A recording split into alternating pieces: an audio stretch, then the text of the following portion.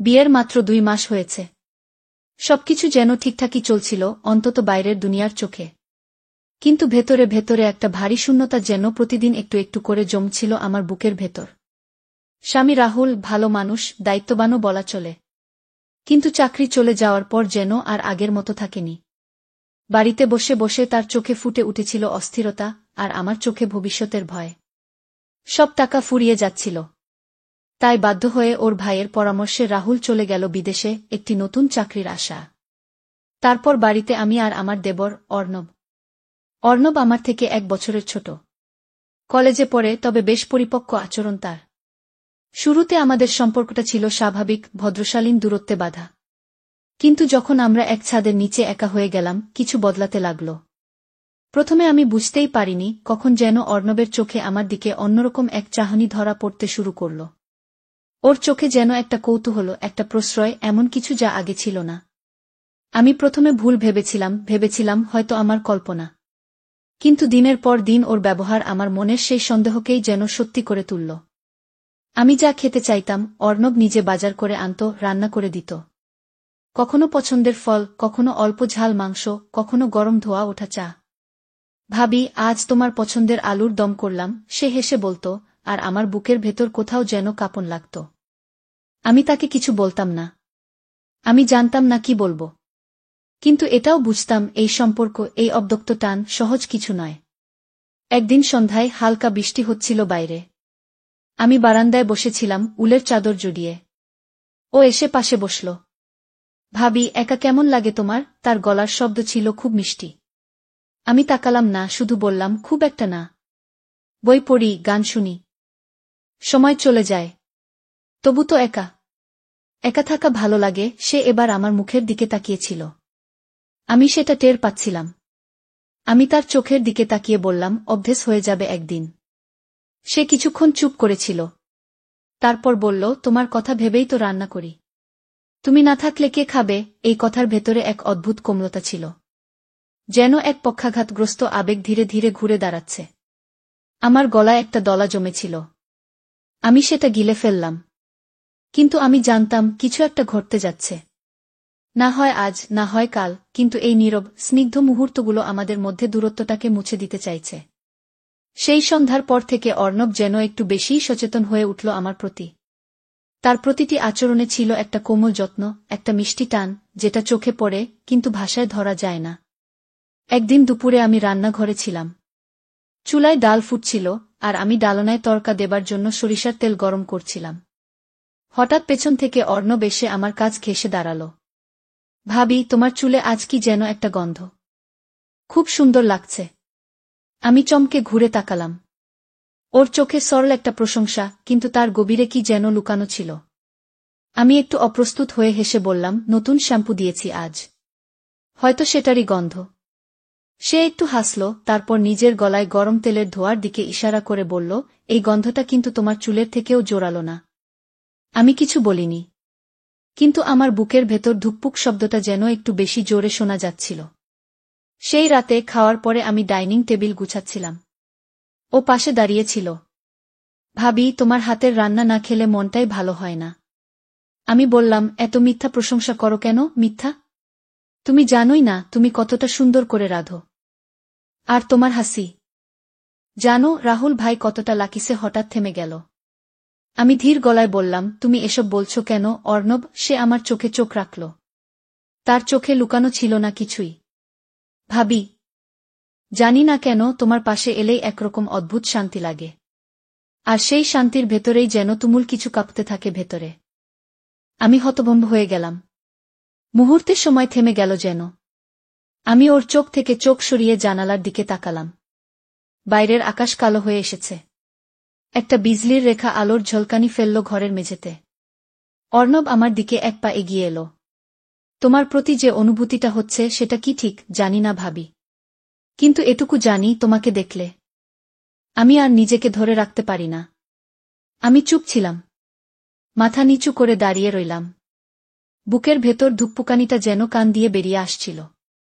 তার কণ্ঠটা এবার ফিসফিসে হয়ে উঠল, তোমার চুলের গন্ধ, তোমার হেসেল ঘরের ব্যস্ততা, রাতে হালকা ঘেমে যাওয়া তোমার কপাল, সবকিছুই মনে হয়। আমার নিজের হয়ে যাক।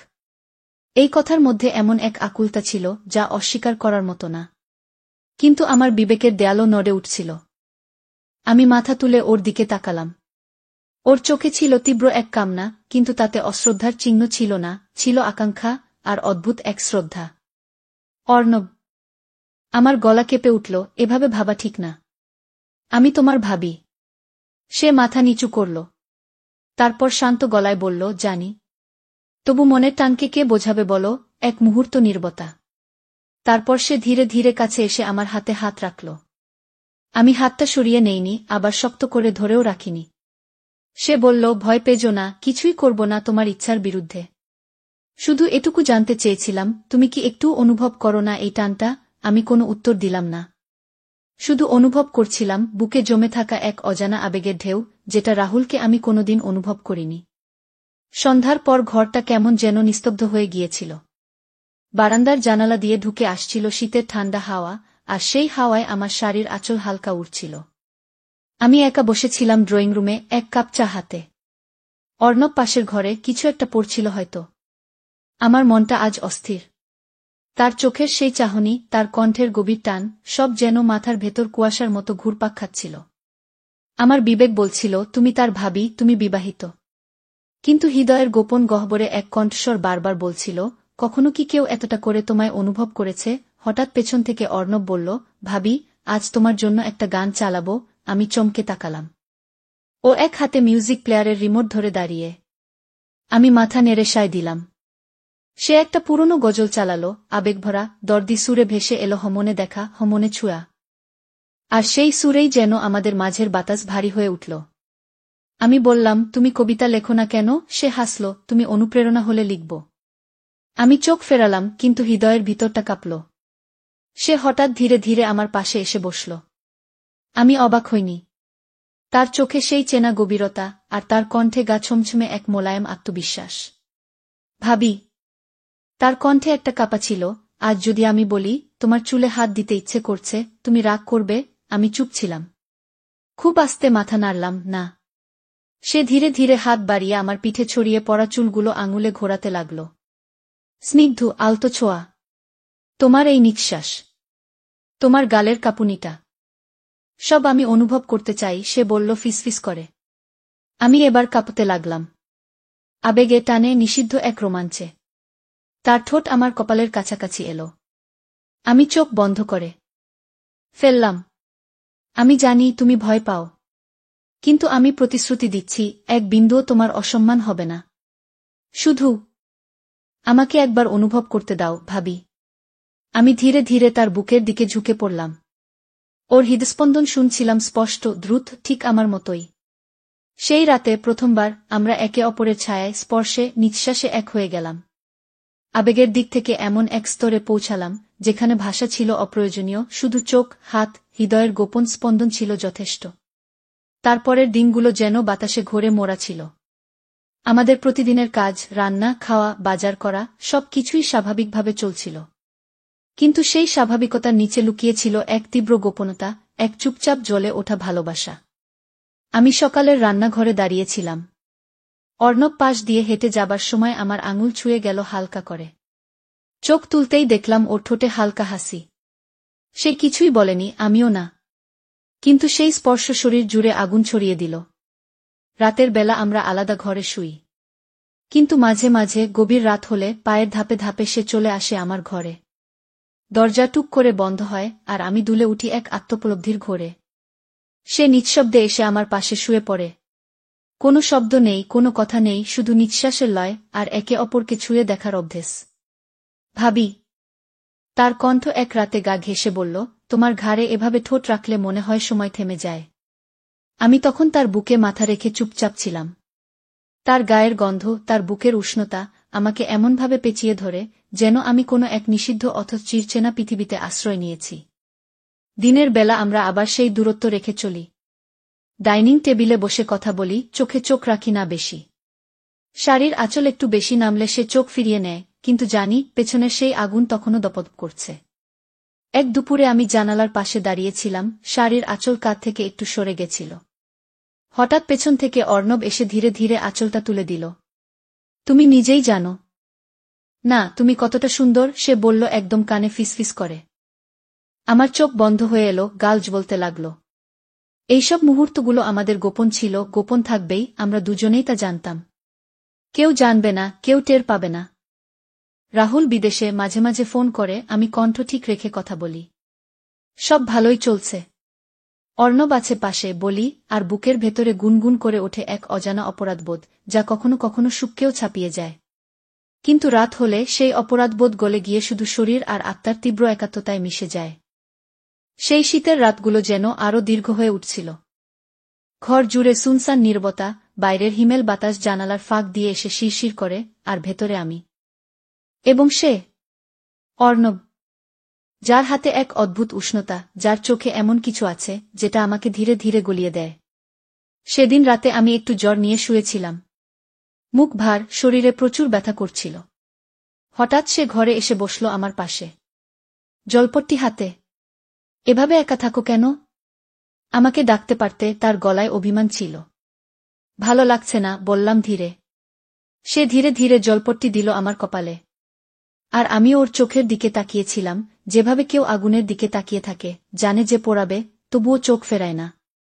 তারপরে আমি জানি না কখন ও আমার পাশে শুয়ে পড়েছিল। জ্বরের ঘোরে আমি শুধু অনুভব করছিলাম ওর আঙুলের ছোঁয়া, গাল বেয়ে চুলের গোড়ায়, ঘাড়ের পাশে, হালকা করে বুকে। তার স্পর্শে আমার শরীর জেগে উঠছিল, কিন্তু সে ছিল ধৈর্যশীল, কোমল, আশ্রয়দাতা। ভাবি, এই শরীর তোমার ঠিক ততটাই পবিত্র যতটা কামনার, সে বলল ফিসফিস করে। তুমি জানো না কতবার তোমার ঘাড়ের এই তিলটার দিকে তাকিয়ে থেকেছি, চোখ সরাতে পারিনি। আমার কাঁধে ঠোঁট রেখে সে নিঃশ্বাস ছাড়ে, আমি চোখ বন্ধ করে থাকি। মনে হচ্ছিল সময় থেমে গেছে। তারপর ধীরে ধীরে আমার ব্লাউজের আটসাট হুক খুলে দিতে দিতে সে বলল, শরীর শুধু আবরণ নয় ভাবি, এত আত্মা স্পর্শের দরজা। আমায় ভেতরে ঢুকতে দাও।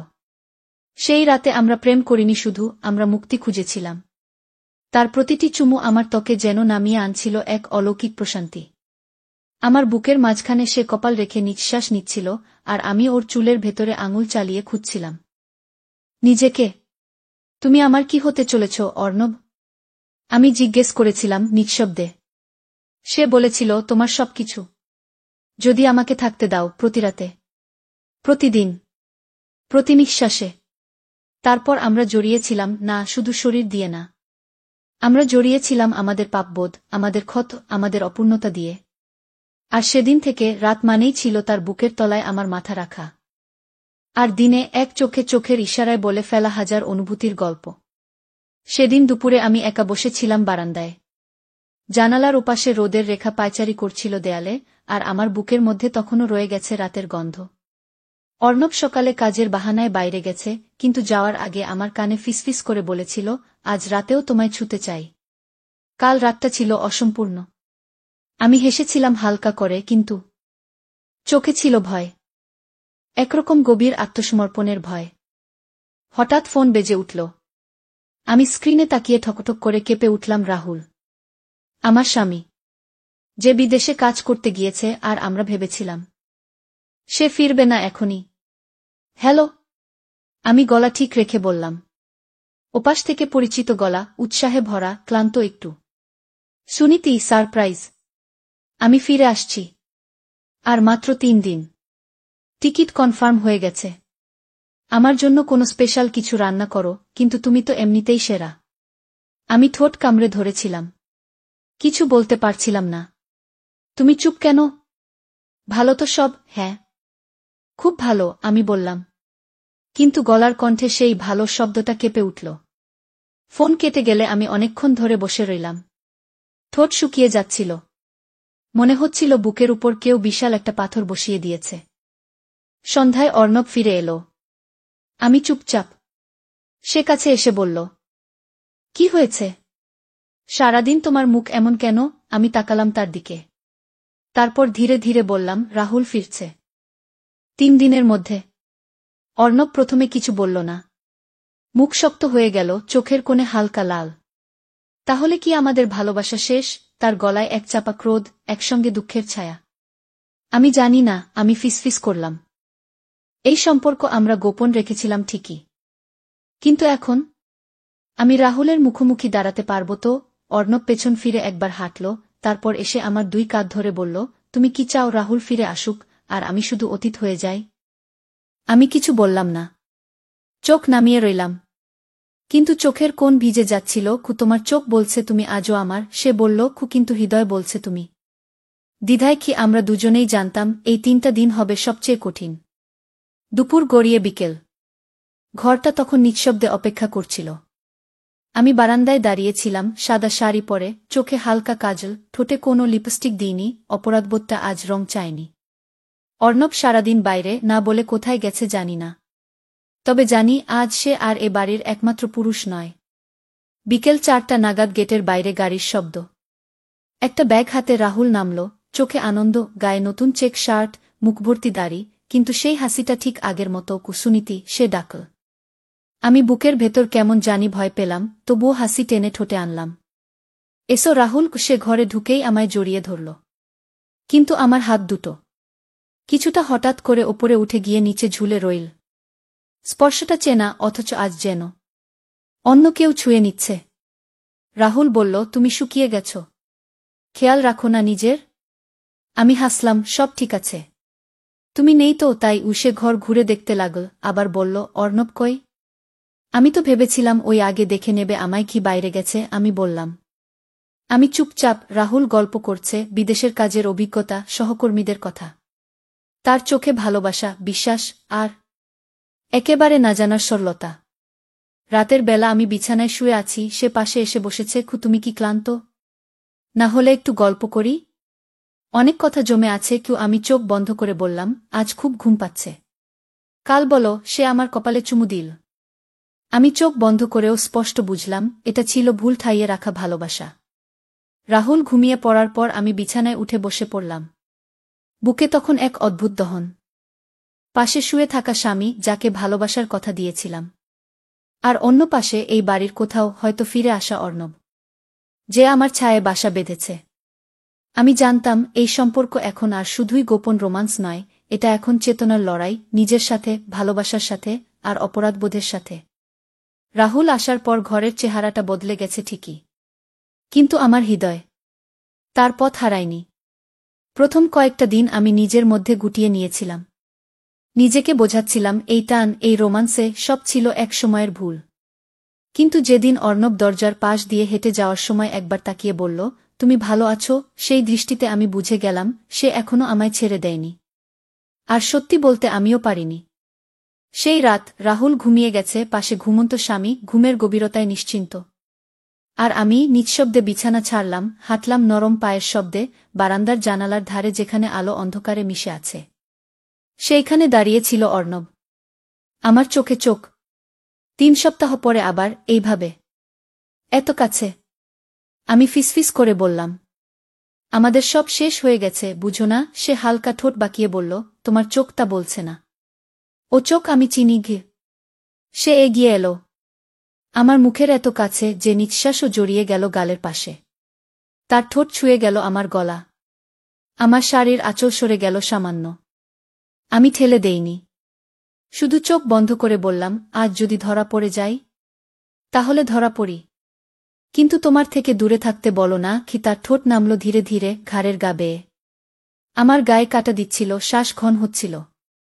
আরেকবার, আরেকটা রাত, যেখানে আমি নিজের সবকিছু হারাতে চেয়েও তাকে ধরে রাখছিলাম। আমরা নীরব হয়ে দাঁড়িয়ে থাকি, একে অপরের ভিতর নিজেকে খুঁজে নিই। সেদিন ছিল একটা বৃষ্টির রাত। বিদ্যুৎ ছিল না। মোমবাতির আলোয় ঘর অর্ধেক আলোকিত, অর্ধেক রহস্যে ভরা। আমি ধীরে ধীরে সিঁড়ি দিয়ে নিচে নামছিলাম, শাড়ির ভাঁজ খুলে একপাশে গুজে রেখেছিলাম, যেন হাঁটতে সুবিধে হয়। বুকের ভেতর অদ্ভুত একটা ধকধকে আগুন। কারণ আমি জানি অর্ণব অপেক্ষা করছে স্টোর রুমে। গভীর নীরবতার ভেতর আমি ঘরে ঢুকলাম। দরজা লাগিয়ে দিলাম ধীরে, শব্দ না করে। অন্ধকারে অর্ণব এগিয়ে এলো। চোখের ভাষায় চিৎকার করছিল, তুমি এলে। আমি নিঃশব্দে গলা দিয়ে বললাম, আমি না এলে তুমি শ্বাস নিতে পারতে? সে আমার মুখ ছুঁয়ে দেখল। ঠোঁটের কোণ ঘেঁষে মুখ নামিয়ে এলো ঘাড়ের কাছে। কি তোমার গন্ধ আমার ভিতরের সব ঠিক করে দেয়, সে বলল। তার ঠোঁট এবার নামল আরও নিচে, বুকের মাঝ বরাবর। আমার নিঃশ্বাস আটকে যাচ্ছিল। সেই মোমবাতির আলোয় আমরা নিজেরাই নিজেদের গায়ে জ্বালিয়ে নিচ্ছিলাম। শরীর জেগে উঠছিল, আত্মা কেঁপে কেঁপে উঠছিল। আমরা শুধু প্রেম করছিলাম না, আমরা নিজেদের নিয়ে যাচ্ছিলাম হারিয়ে ফেলার সবচেয়ে গভীর পর্যায়ে। সেই রাতে আমাদের মধ্যে কোনো ভাষা ছিল না, শুধু চোখে চোখ রাখা, নিঃশ্বাসের ঢেউ আর আঙ্গুলের অদৃশ্য কবিতা। তার কাঁধে মাথা রেখে আমি বলেছিলাম, তুমি চলে গেলে আমি কি বাঁচতে পারব? সে আমার ঠোঁটে চুমু দিয়ে বলেছিল, তুমি আমার, এবার শুধু প্রেম নয়, তুমি আমার ধর্ম। সেই বিকেলে আমি আর অর্ণব ছিলাম রান্নাঘরের পাশে পুরনো স্টোর রুমে। ঘরটা অন্ধকার, দরজা অর্ধেক বন্ধ, আর আমাদের নিঃশ্বাস কাঁপতে কাঁপতে ভিজিয়ে দিচ্ছিল বাতাস। আমার গলায় অর্ণবের ঠোঁট, তার আঙুল শাড়ির আঁচল ভেদ করে আমার পিঠে ঘোরাফেরা করছিল। আমার চোখ আধবোজা, আর হৃদয় তখন ঠিক সেই জায়গায় যেখানে সময় থেমে যায়। সে ফিসফিস করে বলল, কি তোমায় আর ভাগাভাগি করতে পারি না? আমি তার ঠোঁটে হাত রাখলাম। চুপ করো, এখন না। ঠিক তখনই একটা শব্দ। দরজার ওপাশে কারো গলার আওয়াজ। একটা দীর্ঘ নিঃশ্বাস, একটা চাপা ধাক্কা। আমি ঠেলে দূরে সরি, আঁচল গুছিয়ে নিই, চুল ঠিক করি। অর্ণব থম করে দাঁড়িয়ে থাকে। তার চোখে আতঙ্ক নয়, বরং এক অদ্ভুত স্থিরতা। দরজাটা একটুও শব্দ না করে খুলে যায়। রাহুল দাঁড়িয়ে, চোখে বিস্ময়, কপালে ভাঁজ। সে কিছু বলছে না, শুধু তাকিয়ে আছে। আমার এলোমেলো চুল, আমার বুকের উপর পড়া অর্ণবের হাতের চিহ্ন, আর ঘরের ভেতরের অস্বাভাবিক উত্তাপ। আমার কণ্ঠ শুকিয়ে গেল, ঠোঁট কাঁপছিল। রাহুল। সে চোখ সরায় না, ধীরে ধীরে পেছনে সরে যায়। একটা শব্দ না করে চলে যায় ঘর থেকে। আমরা দাঁড়িয়ে থাকি ভাঙা মূর্তির মতো। সন্ধ্যা পেরিয়ে রাত হয়ে এসেছে। আমি বিছানার এক পাশে বসে আছি, শরীর কাঁপছে, চোখে জল আটকে রেখেছি। অর্ণব নেই, সে হয়তো নিজেকে গুটিয়ে নিয়েছে। আর রাহুল, সে তখন আমাদের ঘরের দরজার সামনে দাঁড়িয়ে, চোখ দুটো লাল, ভেতরে চাপা এক তাণ্ডব। কতদিন? রাগান্বিত গলায় প্রশ্ন করে সে। আমি চুপ। সে এগিয়ে আসে আমার খুব কাছে, চোখে চোখ রাখে, কিন্তু আমি পারি না তার চোখে তাকাতে। তুমি তো বলেছিলে তুমি ভয় পাও একা থাকতে। তুমি বলেছিলে আমাকে ভালোবাসো। তাহলে? আমার ঠোঁট কাঁপে, আমি জানি না কিভাবে। সে চেঁচিয়ে ওঠে, তুমি জানো না, আমি তোমার জন্য সব ছেড়ে বিদেশে গেছি। তুমি জানো এটা আমার জন্য কি ছিল? আর তুমি? আমার ভাইয়ের সাথে। আমি উঠে দাঁড়াই। এবার মুখ তুলে বলি, তুমি কি ভেবেছ শুধু টাকা এনে দিলেই একটা সম্পর্ক বাঁচে? তুমি ছিলে না রাহুল। শুধু ফোনে, শুধু মেসেজে আমার স্পর্শ দরকার ছিল, কান্নার পাশে থাকা দরকার ছিল, আর অর্ণব আমাকে অনুভব করেছিল। সে আমার একাকিত্বের সঙ্গী হয়েছিল, তাই আমি অর্ণবকেই চাই সারা জীবন ধরে। তো বন্ধুরা, এইরকম আবেগময় ও রোমাঞ্চকর গল্প শুনতে চাইলে চ্যানেলটা সাবস্ক্রাইব করুন এবং পাশে থাকুন। এমন আরও বাস্তব ও হৃদয়ছোঁয়া গল্প নিয়ে ফিরে আসব।